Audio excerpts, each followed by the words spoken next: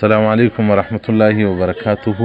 یو محترم مرتنه کړی ده چې څوک فلم وګوري په دې فلم کتلو باندې اودس ماتیږي او که نه ماتیږي. محترمه ولې فلمونه ګورئ؟ زموږ سترګې د دې دپاره نه دي چې فلمونه ورباندې وګورو. دا سترګې یو ورځ حساب غواړي، د الله په حضور کې به حساب ورکوو چې آیا تا نجونو ته ډېر په کتلي دي او که دې د الله کلام ته ډېر په کتلي دي.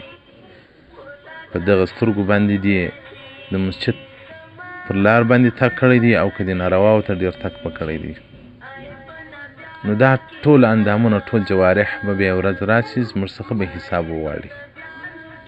نو که هر چا پر ځان ظلم کړی و، په ناروا کې استعمال کړي و، نو الله به ورلره جزا ورکړي، جزا د عذاب به ورکړي، جزا د دوزخ به ورکړي. او که چا د الله په کلام کې مستعملې کړي وي، الله به ورلره جزا د خیر ورکړي، جنتونه به ورکړي. نو محترمینو، له بده مرغه دغه فلمونه کتل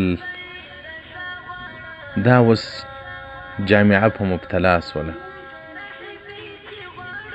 جامعه په مبتلا سول. څوک فلمونه ګوري، څوک رسلنګ د قصه بلا دی دغه بلایو ګوري. ماښام زه یو ځای یو مریض پوښتنې ته ورغلی وم، 2-3 هلته سره ناست دي، کړپۍ دي. وم چیشک ووایه رسلنګ ګورو.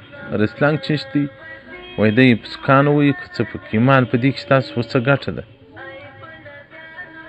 نو دغه ځوانان مو په دغو شیانو باندې اخته سول. رابسو مسئلې ته. فقهای کرام وایي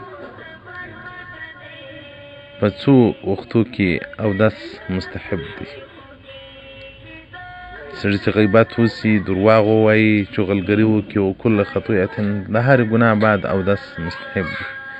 محترمه، فلم کتلو کې که چیرې شهوت راپورته سي، څه اوبه راوځي، بیا خو نو اودس لازم دی، فرض دی لمانځه ته بې که هغه مشکل نه وي، نو دا خو ناروا ده. ناروا څخه بعد اودس مستحب دی. نور الازاح صفحه 34 او دغه رنګه فتاوی هندیه جلد اول صفحه نمبر الفصل المستحبات. والسلام علیکم ورحمة الله وبرکاته.